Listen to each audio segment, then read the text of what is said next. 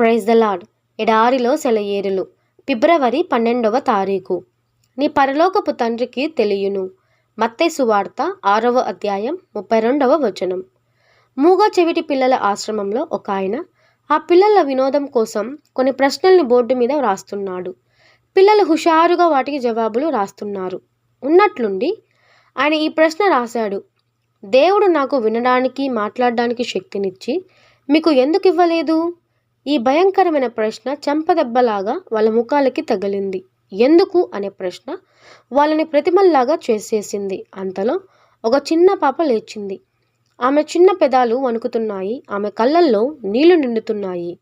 నేరుగా బోర్డు దగ్గరికి నడిచి చాక్ పీస్ని అందుకుంది. స్థిరమైన చేతితో ఈ జవాబు రాసింది: తండ్రి, ఇది నీ దృష్టికి సరైనది గనుక ఇది ఇలానే ఉండని. ఎంత ధన్యకరమైన జవాబు! ఇది నిత్య సత్యం. తల నెరిసిన విశ్వాసి దగ్గర నుండి దేవునిలో అప్పుడే పుట్టిన చంటి పిల్లల దాకా దీని మీద ఆధారపడవచ్చు. దేవుడు మన తండ్రి అనే సత్యం. నిజముగా దీన్ని నమ్ముతున్నావా?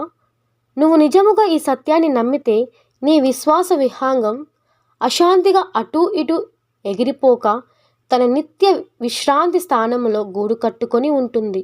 దేవుడు నీ తండ్రి. అందరి జీవితాలలో ఎప్పుడో ఒకప్పుడు ఈ విషయం మనకి అర్థమయ్యే రోజు వస్తుందనుకుంటున్నాను. ఒక చిన్న కవిత్వం విందాం. కారణం లేకుండా రాలేదు నాకు ఈ కష్టాలు, ఉంది దీని వెనుక దేవుని హస్తం. నేను చూడలేనిది ఆయనకు అవగతమే. ప్రతి నొప్పి వెనక ఉందో ప్రయోజనం. ఈ లోకంలో నష్టం, పైలోకంలో లాభం.